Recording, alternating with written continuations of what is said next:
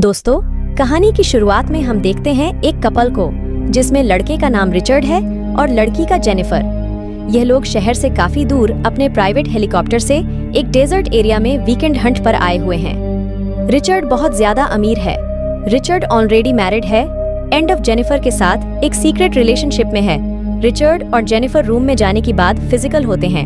Next morning Jennifer जब coffee बना रही होती है तभी वहां पर वह दो लोगों के साथ देखती है जिन्हें देखकर वो डर जाती है। जेनिफर फौरन रिचर्ड को बोलती है। यहाँ रिचर्ड उसको बताता है कि डरने की कोई बात नहीं है, ये दोनों उसके दोस्त स्टैनली और दिमित्री हैं। ये भी यहाँ पर एंजॉय करने आए हैं। स्टैनली यहाँ पर जेनिफर को बहुत ही अजीब तरीके से देख रहा था, जिस वजह से जेनिफर वहाँ से चली जाती है। उसके जाने के बाद रिचर्ड उन दोनों से कहता है कि वो जेन के साथ यहाँ पर आया है। ये बात उसकी वाइफ को नहीं पता चलनी चाहिए। अब शाम के समय ये लोग साथ में ड्रिंक करते हैं, जहाँ स्टैनली जेन पर लाइन मार करता है। अब वो लोग रिचर्ड के हाथ में एक ड्रग देखते हैं और रिचर्ड उनको बताता है कि ये एक वन ऑफ मोस्ट रेयर और स्ट्रांग ड्रग है।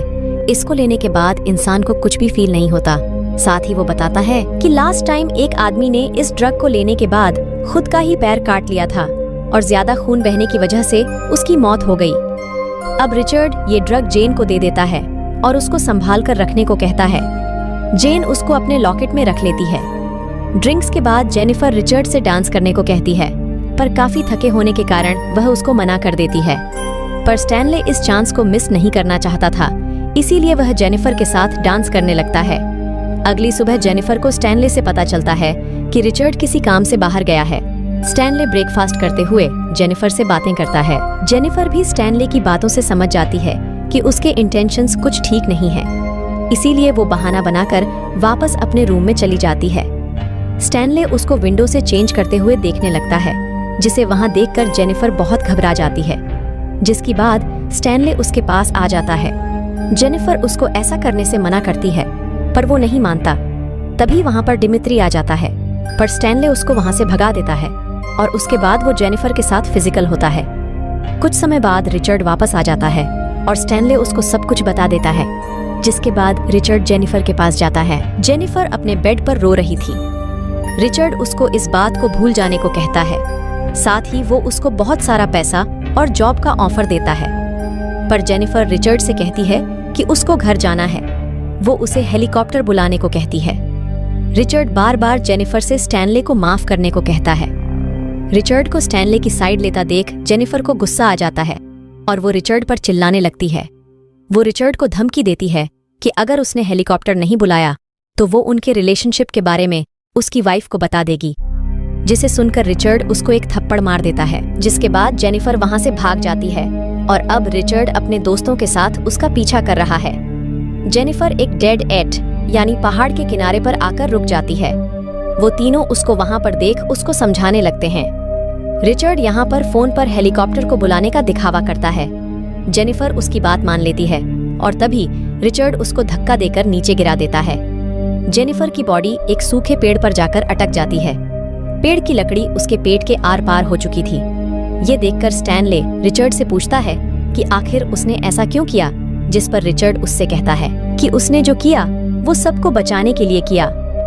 अगर जेनिफर जिंदा रहती तो सबको जेल जाना पड़ता। अब वो तीनों वहां से चले जाते हैं। अगले दिन स्टैनले गिल्टी फील कर रहा होता है। वो जेनिफर की बॉडी को ठिकाने लगाने जाता है, पर जेनिफर अभी भी जिंदा थी, क्योंकि जेनिफर की बॉडी डायरेक्ट ग्राउंड पर नहीं लगी थी, पर उसके पेट में एक गहरा घाव हुआ था जिससे बहुत ब्लीडिंग हो रही थी। जेनिफर किसी तरह अपने पास पड़े लाइटर को उठा लेती है और उसकी मदद से पेड़ को जलाकर नीचे आ जाती है। अब किसी तरह वो वहां से निकलकर एक बड़े पत्थर के पीछे छिप जाती है। कुछ देर बाद जब रिचर्ड और उसके दोस्त वहां पहुंचते हैं तो उनको जेनिफर की बॉडी दिखाई नहीं देती, इसीलिए वो फौरन उसको खत्म करने के लिए ढूंढने लगते हैं। जेनिफर को ढूंढते हुए रात हो जाती है। जेनिफर के खून के निशानों का पीछा करते हुए वो लोग एक रिवर के पास पहुंच जाते हैं। यहाँ वो लोग अलग अलग डायरेक्शन में जाने का फैसला करते हैं। थोड़ी देर बाद दिमित्री अपनी गन को नीचे रखकर टॉयलेट कर रहा होता है, लेकिन तभी वहां पर जेनिफर आ जाती है, जो दिमित्री पर गन पॉइंट कर देती है। गन की सेफ्टी ऑन होने के कारण वो दिमित्री को शूट नहीं कर पाती। अब दिमित्री उसको पानी में डुबाकर मारने लगता है, पर किसी तरह से जेनिफर दिमित्री का नाइफ ले लेती है जिससे वो दिमित्री की आइस पर अटैक करती है। दिमित्री यहाँ पर मारा जाता है। जेनिफर उसकी गाड़ी और सारा सामान लेकर वहाँ से निकल जाती है। वो एक गुफा में आग जलाकर बैठ जाती है। उसको दिमित्री के बैग से एक बियर कैन भी मिल जाती है। वो उसको पी भी लेती है, लेकिन उसके पेट का घाव उसको बहुत ज्यादा दर्द दे रहा था। जेनिफर यहाँ पर रिचर्ड का दिया हुआ स्ट्रॉन्गेस्ट ड्रग अपने लॉक से निकालकर ले लेती है। उस ड्रग को लेने के बाद जेनिफर का दिमाग दर्द को भूल जाता है। वो अपने नाइफ को गर्म करके अपने पेट में एक कट लगाकर उस लकड़ी को बाहर निकाल देती है।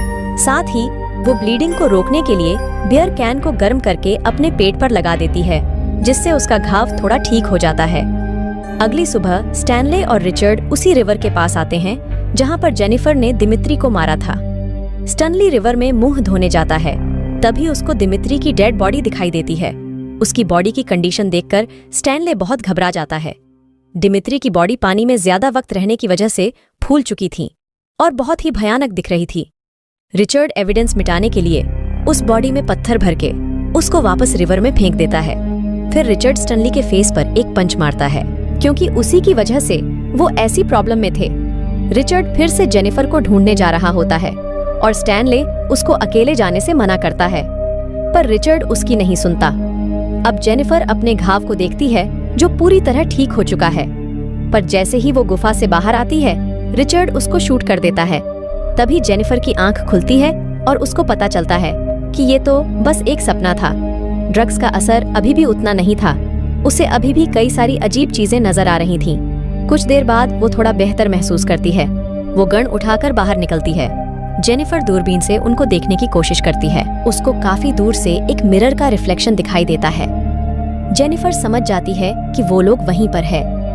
जेनिफर स्टनली के नजदीक पहुंच जाती है और सही समय का इंतजार करती है। स्टैनले अपनी कार में फ्यूल भर रहा होता है और जेनिफर मौके का फायदा उठाकर उस पर फायर कर देती है, पर उसका एम चूक जाता है और गोली स्टैनले के कंधे पर लगती है। और अब खून को रोकने के लिए स्टैनले अपना जूता खोलकर अपने मोजे को कंधे पर लगा लेता है।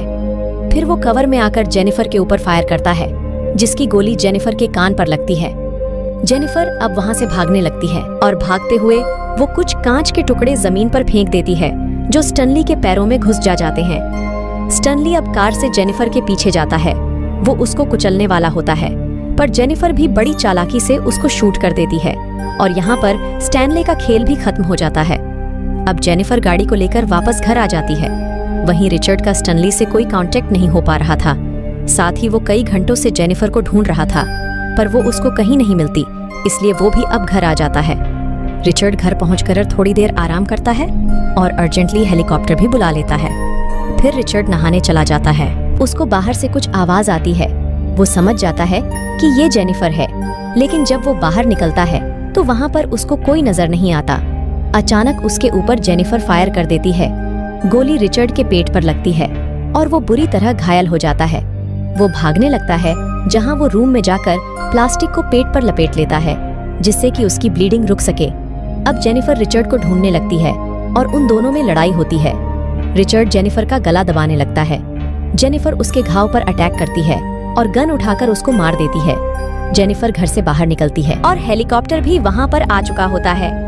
जेनिफर ने तीनों के साथ अपना बदला ले लिया था, जिसके साथ ये मूवी यहीं पर खत्म हो जाती है।